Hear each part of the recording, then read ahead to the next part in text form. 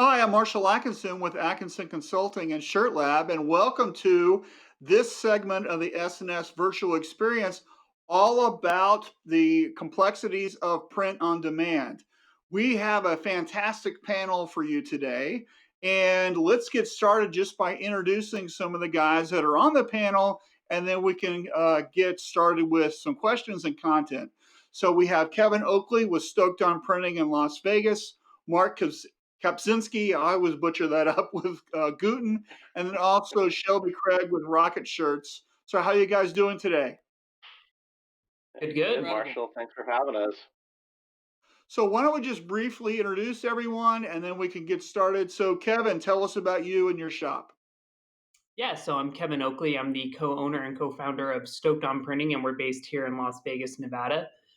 We do screen printing, embroidery, heat press, direct to garment, and most importantly, print on demand, especially with our brand new app, the Merch Loop. So merchloop.com.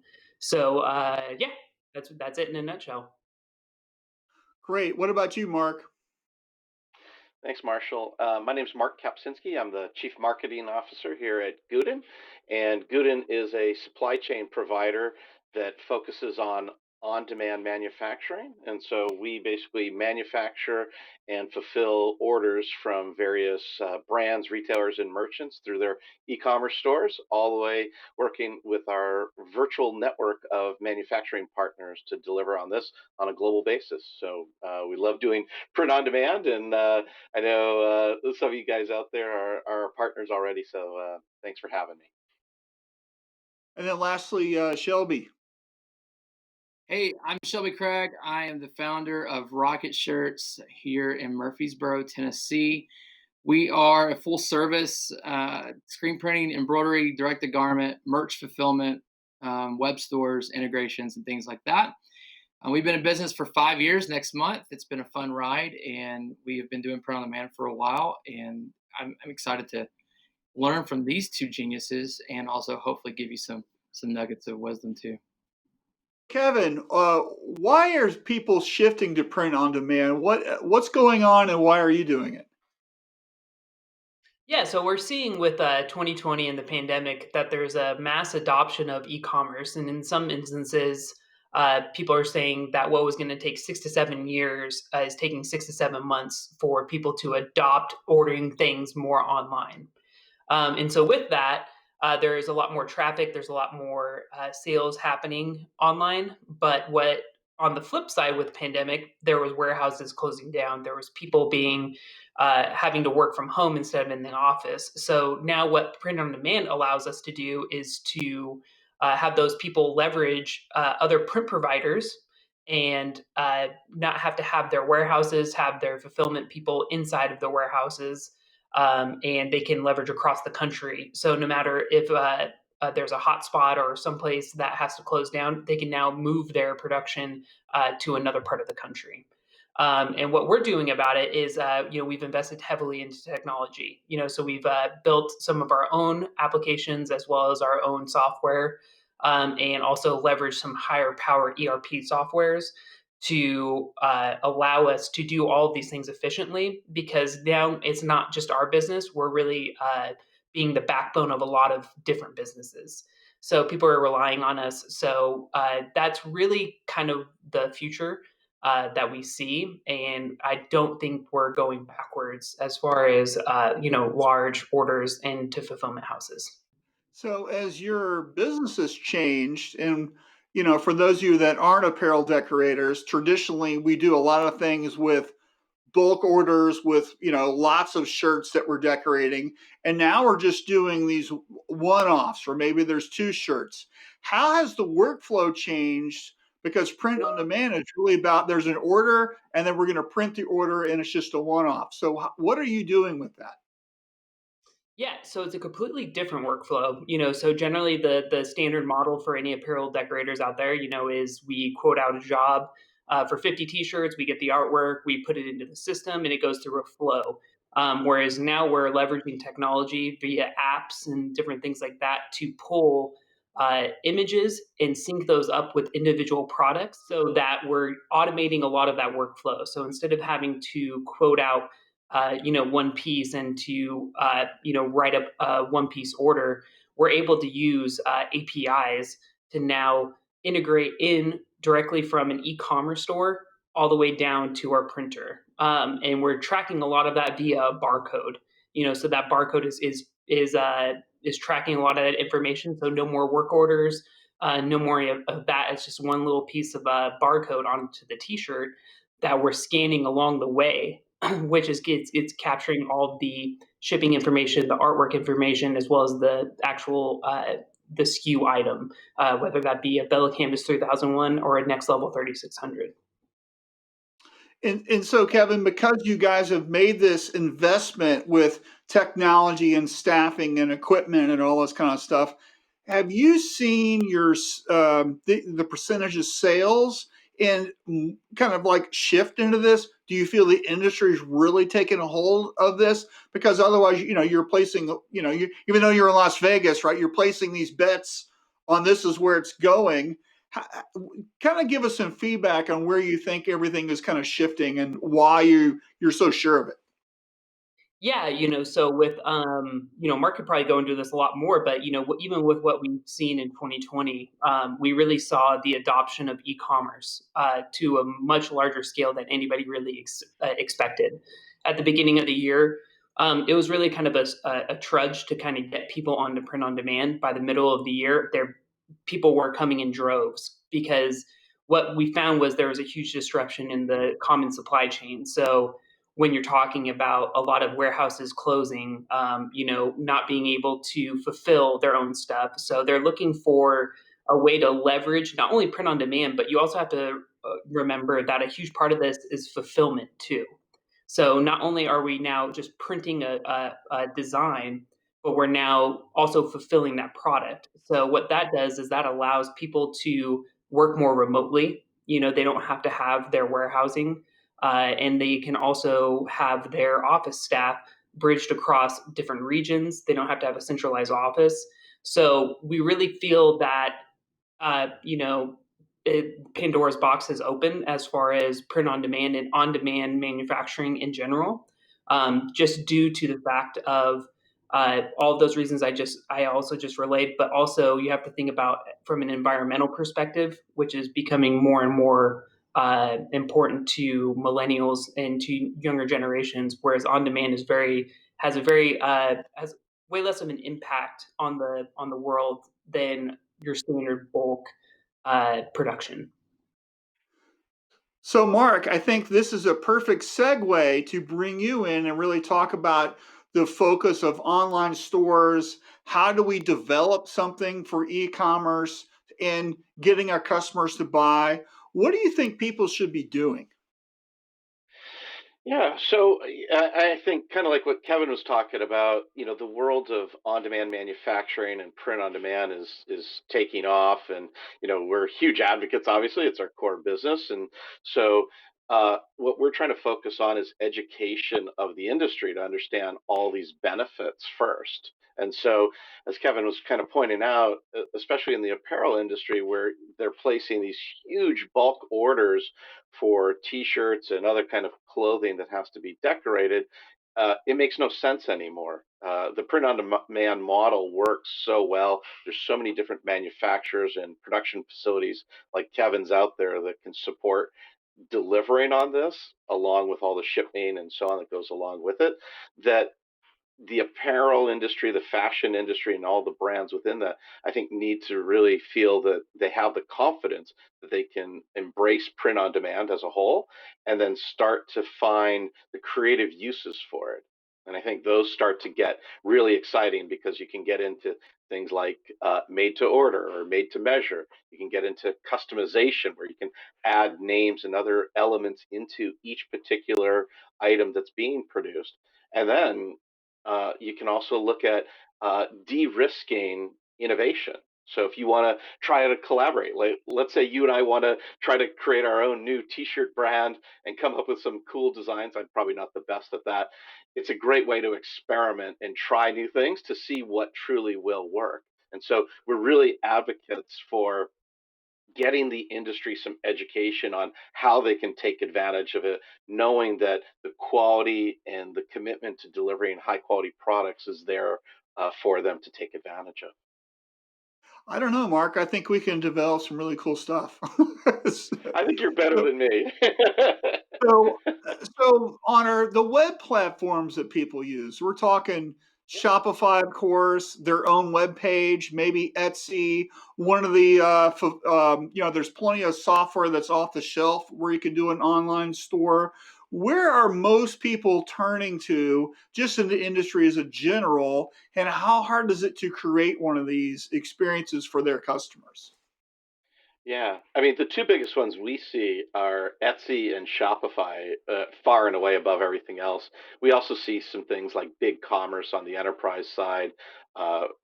Kevin mentioned APIs. We have a direct integration API as well, but those are less widely used. I mean, you have to have software development staff to be able to handle that. So the Etsy and Shopify type of integrations are so easy. They're completely out of the box. I actually set up a little store for my daughter, and if I can do it, I'm sure anyone can do it. So, simple plug and play.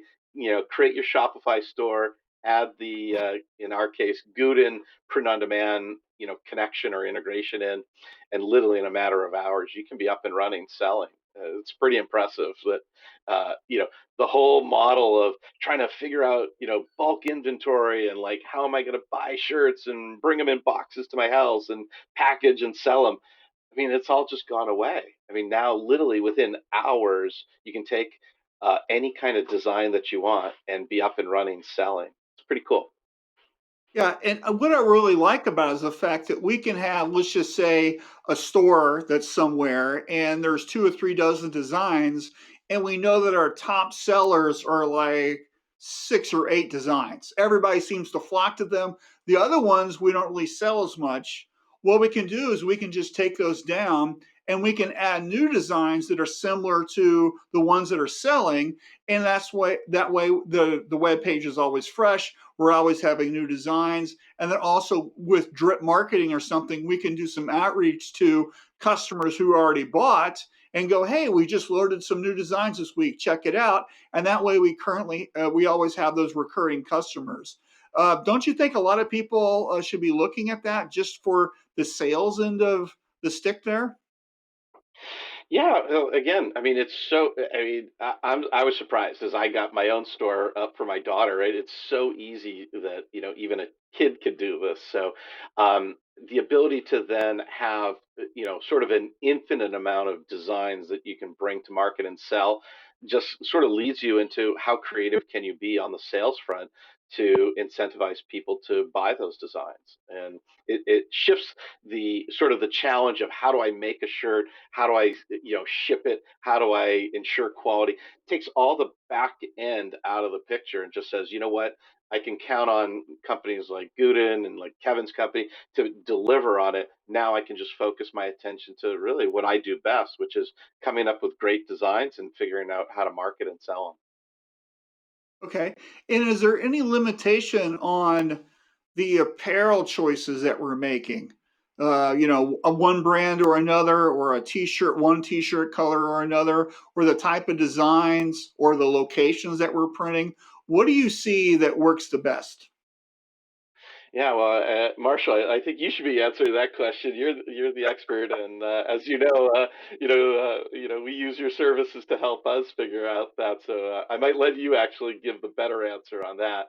But I think the general thing is that you want to stay with kind of common, easy designs that people can see. Stay on contrasting colors, so you're not trying to do dark on dark or light on light, and stay away from thinner patterns. We see like little fine design tends to be a little bit trickier.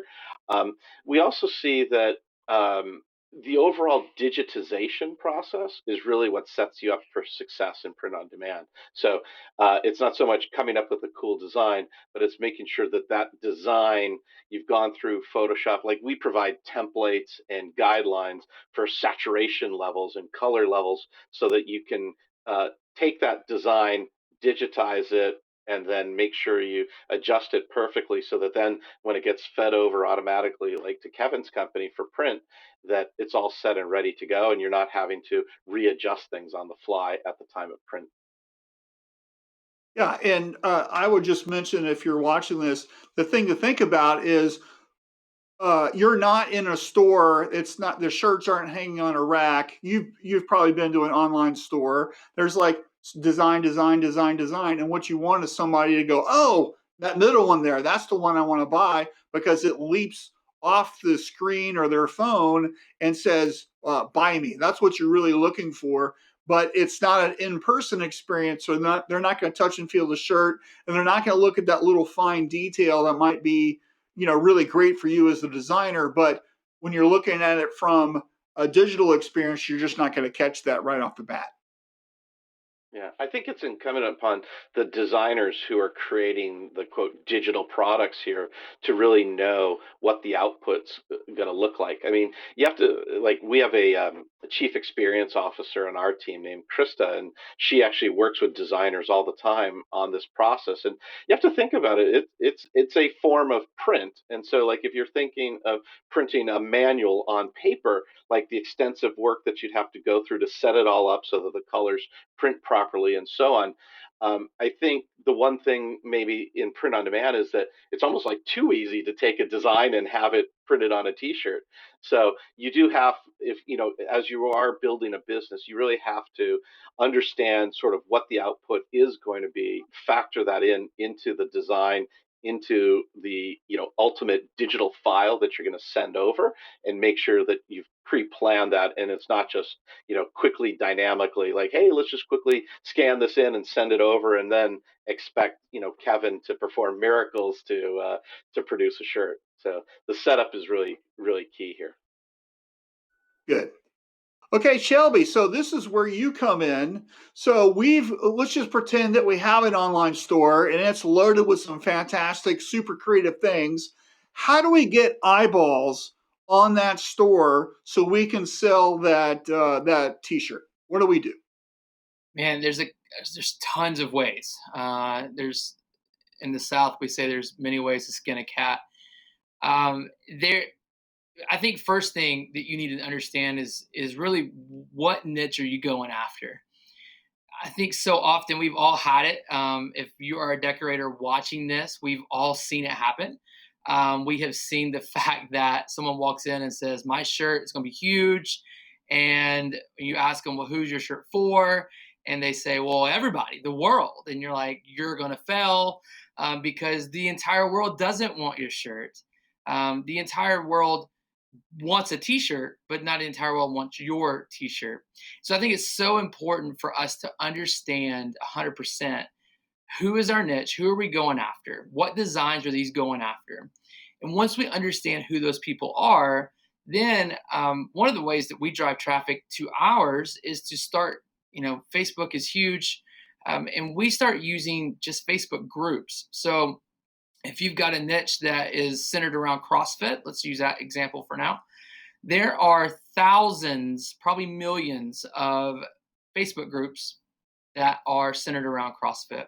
You start engaging in that conversation, you start having that relationship with people, they start seeing you on a regular basis, and then eventually you build that audience and that trust to be able to recommend, hey, have you seen this? We have this design. What do you think?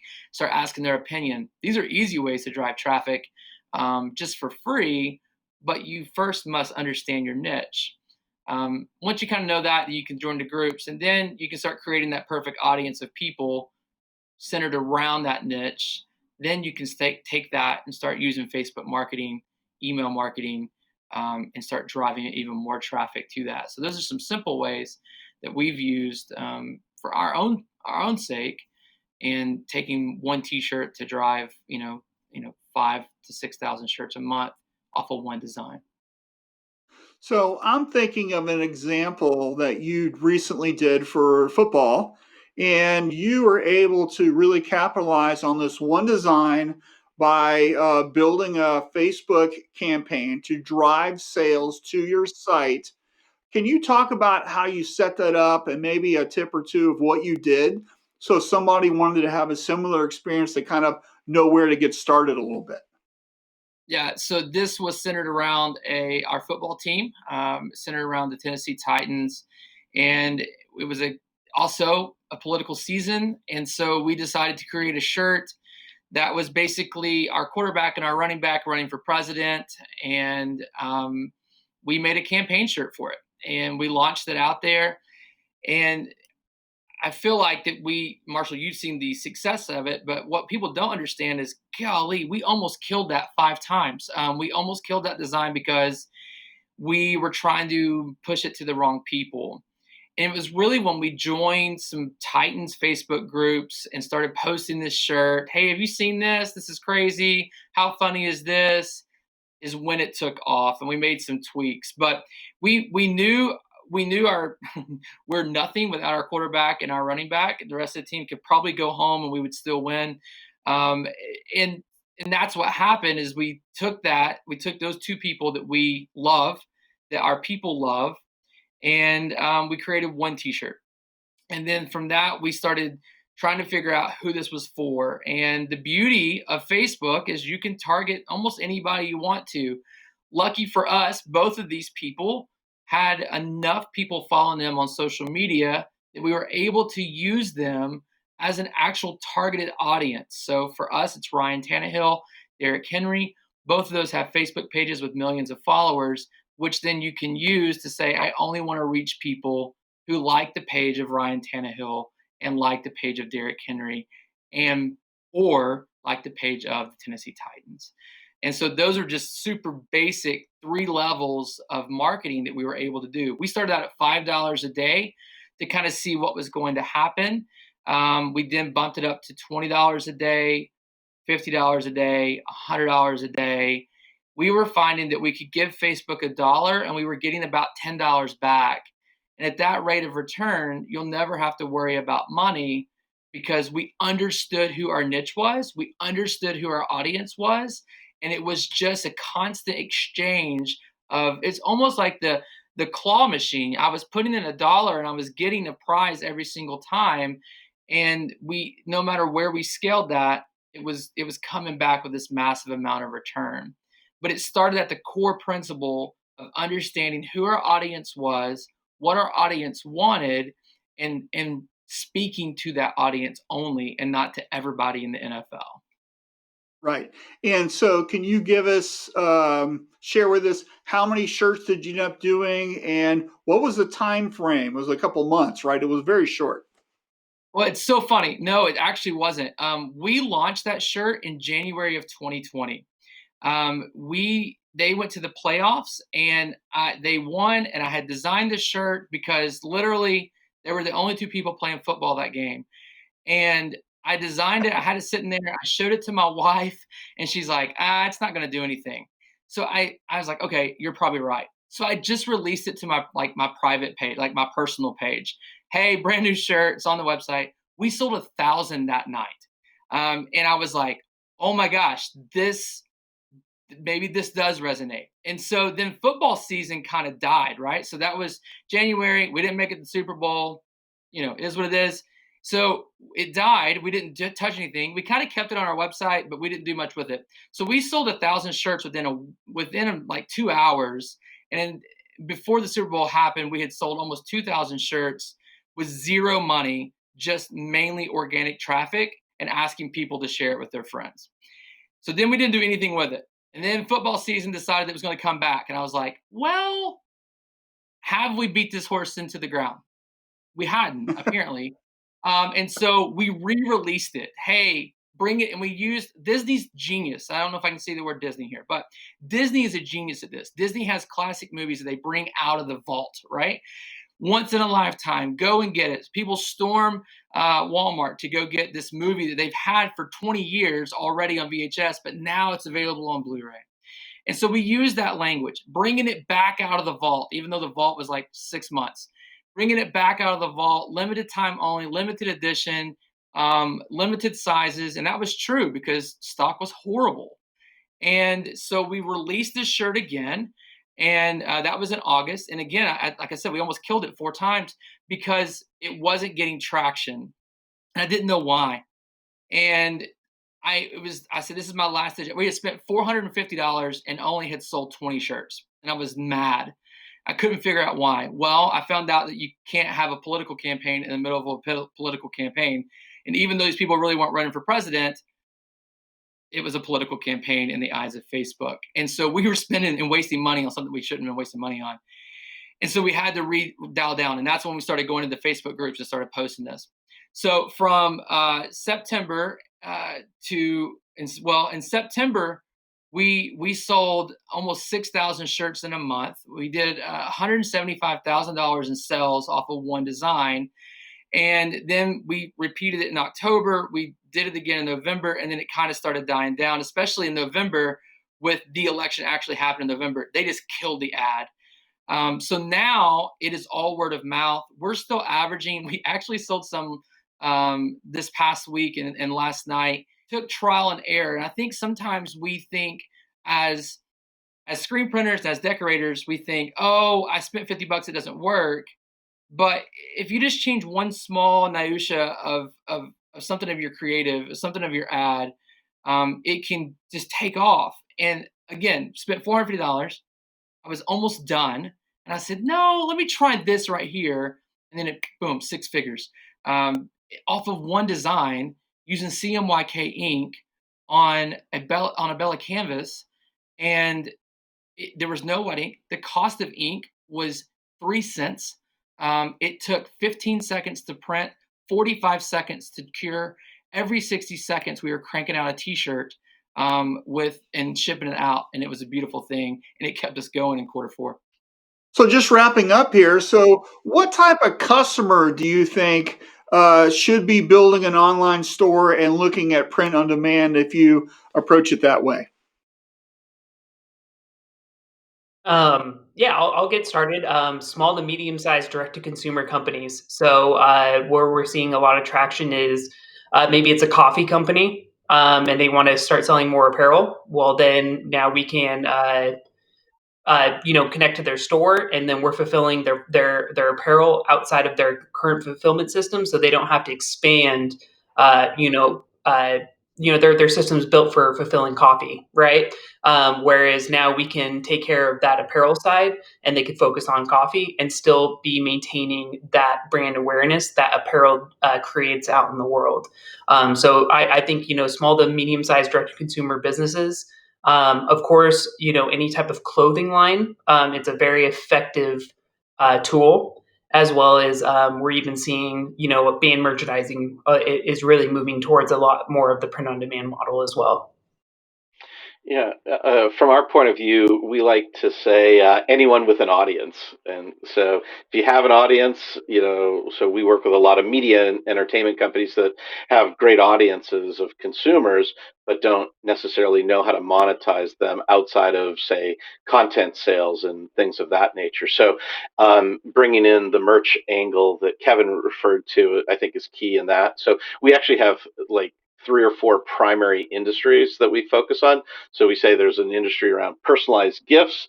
I think there's an industry around merch or the entertainment space, and then the fashion and apparel business that scales from people, small home businesses with someone with a creative design that wants to build a new brand, all the way up to high end fashion brands or higher end fashion brands, really more higher end from a sizing standpoint.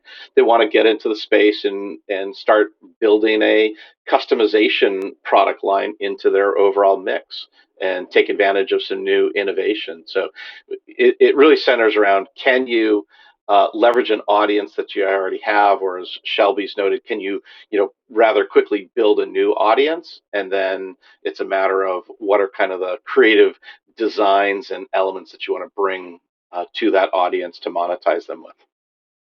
Schools are huge for us. So we used to do large order for schools, but now we don't know if they're going to stay open. We don't know if they're going to stay closed. I just got a call from my kid's school while on this interview, and I'm pretty sure they probably canceled school today. So it's just a crazy world. So they don't know how to predict the ebb and flow of what's going on. And so, like, we are building a store right now that's completely print on demand for the new virtual school for our county. and it's going to be for the entire county. And there are thousands of students and parents, and they have a new logo, they have a new mascot, they have all these new things that are coming along with what is new in our world. And so they're like, we don't want inventory. We have $0 budget. We don't know what we're doing. And so we want to ease the burden of a school. We want to ease the burden of a business who is constantly having overflow because there's COVID going on and there's a pandemic happening. And people are having to take off work and having to hire new people, and there's high turnover. We want to make sure that we have a print-on-demand store for those businesses that allows them to be able to print for those new employees while having a stack of inventory because cash is tight.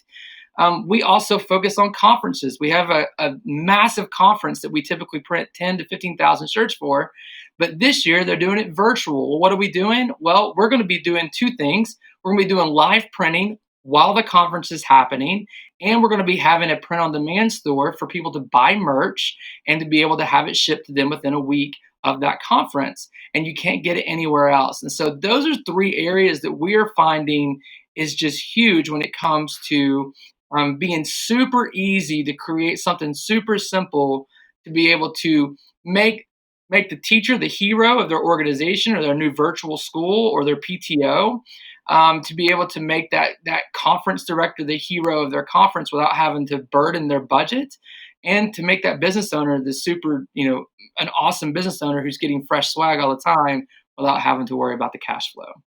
Oh, yeah, I was just going to say if I could jump in and add kind of one more bucket that we're seeing a lot of traction with. It's kind of around that, which is a lot of social media influencers, streamers, gamers, people that do, again, they all have an audience of some sort, but we're seeing a lot of traction by, again, call it the broader bucket of influencers wanting to create their own merch instead of just simply being a spokesperson for other third-party products.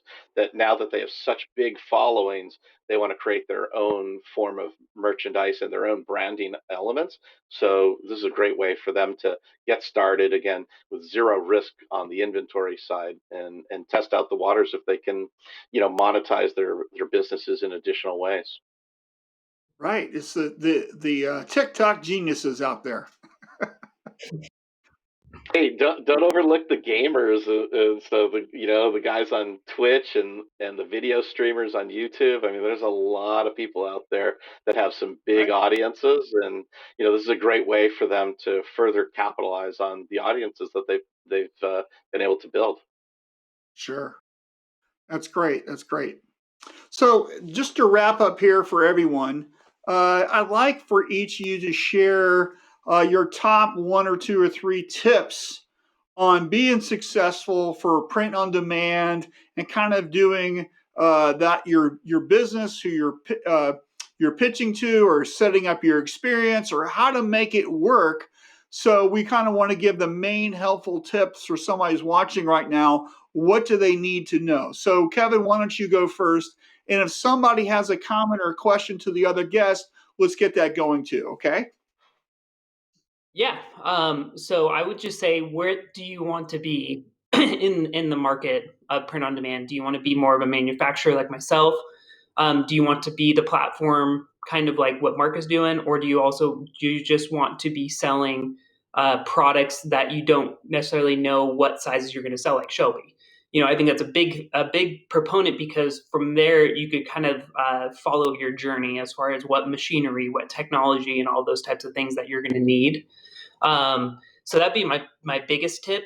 And then the second one is just always be looking forward. I mean, this is a fast moving part of the market, and what's working right now in 12 months, I could probably guarantee you is not going to be the same landscape. So constantly looking at new decorations, what can be manufactured on demand.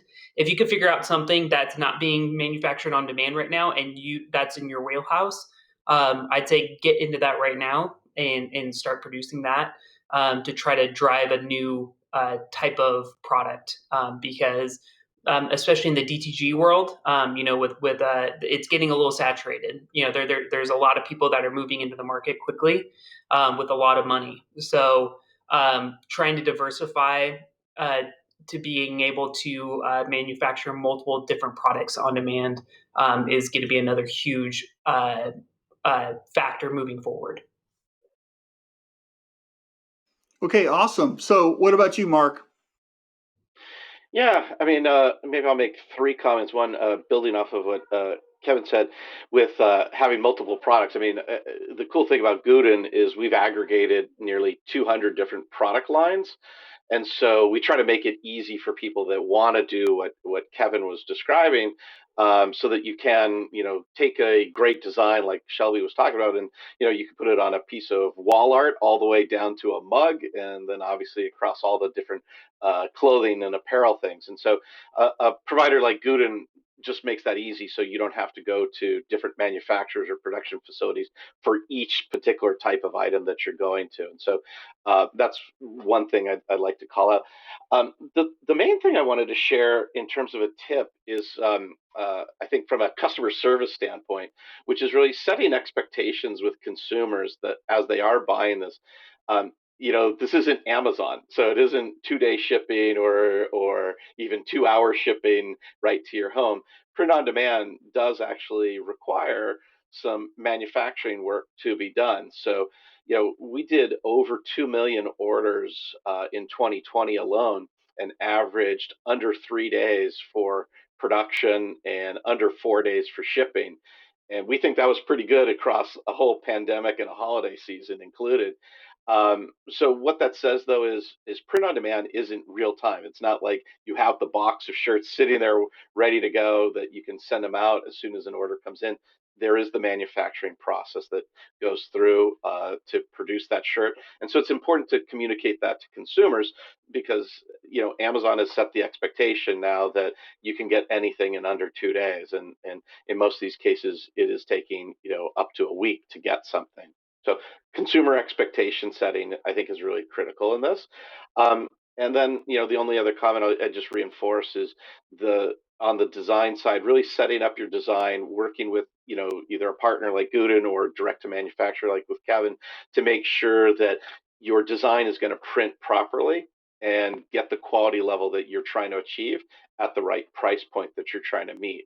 And part of what that means is doing some test runs, or in our vernacular, we call that samples. So, do a few sample runs of a few different designs across a number of different color variants. Don't just do everything, black on white. Try a few different color variants to see, what works best for you and what you're happy to represent as your product and your brand that you're bringing to market. So I think those are really the three key pieces that we try to focus on and helping our merchant partners and brands with. So, what is your thoughts, Mark, on simplifying the choices? Like, so let's say there's one particular T-shirt brand you're using, and it comes in 36 colors. Should you offer all 36, or should you just narrow it down to the ones that it really looks good, or that better? That those shirt colors and that style's in stock. Well, it kind of comes down to a business question, right? Part of it is creating all those products and making sure you've tested them all. So, I think, like for like testing at first is the key. So if you want to order 36 different colors with all your different variants on it, and you want to do that, and you're happy with the delivery or the quality of all of those, then I guess go for it if you think you can sell them all. But I think this really speaks to what Shelby was talking about before, which is like, know your audience and know the color preferences and know what designs are going to work best for that audience, and not trying to have, like you said, 36 different colors available for every single thing. I think it overloads, and consumer behavior is such that if you give people too many choices, it's hard for them to make a choice. So if you can simplify it down, reduce the number of choices and options for the consumer, so that they can just sort of point and shoot and purchase the item, and kind of take any roadblocks to making the purchase out of the way, all the better, right? Yeah, well, let me tag team on this. Maybe I know this isn't a debate, but I'm going to come back on the other side and say I think less is more. One of the roadmaps for building a six-figure business is that we start with one design and we capture an audience. So that audience will come in and buy, let's just say, this Tannehill Henry shirt. Well, then after a month or so, we rolled out a second product. Now, our marketing becomes super easy because we've already got an audience already built. We can retarget this audience for our new product, and we're not having to go find new people. We sell a new product to an old audience while capturing new people to come in at the same time. Then you do that again, and you have a third product, and then you do that again, you have a fourth product. You can do that every quarter, you can do that every month. But all it takes is, it's crazy. It only takes 100 sales a day at $25 a t-shirt to be able to have $1 million company in the next 12 months. And when you break it down like that, if you have 4 products, that's 25 shirts per product, per SKU, at a day. And that's off of 4 products. You have $1 million company off of 4 products, selling 25 shirts a day per product. And that's not hard to do with social media. And so less is more for me. If you confuse, you lose. And I think it's overwhelming for a customer to come to a page and see 45 variants and 45 designs. And we have seen the majority of people will click away versus clicking buy now. And so we strip it way down to one item and then build that audience based upon an item and release another product that speaks to that same audience, but it's completely different, and continue to build it that way.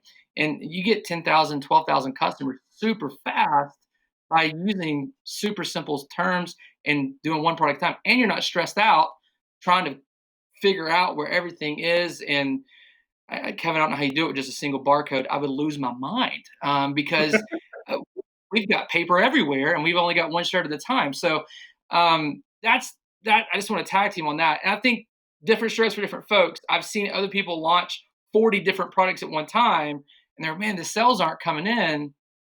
Maybe you're confusing the customer. So let's go back to the other extreme and just strip it down to one and then build up to that 40 variants. That's just me though. And I like to work smarter, not harder. So that's just who I am. All right, so thanks everyone for a great discussion today. And so all of you guys, if you would please share the best way to get a hold of you in case somebody has a question or wants to learn more about what you do. How can they get a hold of you? What's the best way? Yeah, I'll get started. The best place for us is on Instagram. So we're at Instagram.com/stoked on printing, and that's STOKED on printing. And we're very active there. So we're always showing what we're doing, what's new, as well as you can always contact us in our direct messages. And also just check us out on merchloop.com as well. Great. For us at Gooden, we recommend people come to our website at gooden.com. That's GOOTEN.com. And that way you can explore our whole product catalog and see our integrations and figure out how you can get your business going. Or you can just email us directly at hello@gooten.com. And our website is rocketshirts.net, and that's the easiest way to get a hold of us if we can help you out in any way. I'm on all the social media channels as well. Shelby Craig is the name, and blow up my messenger if I can help you with anything along the way. It comes to marketing, Facebook, or you just want to chat, or you want to grab a cup of coffee. I'm cool with that too. So I'm available to you, and if I can help you in any way grow your business, I would love to help.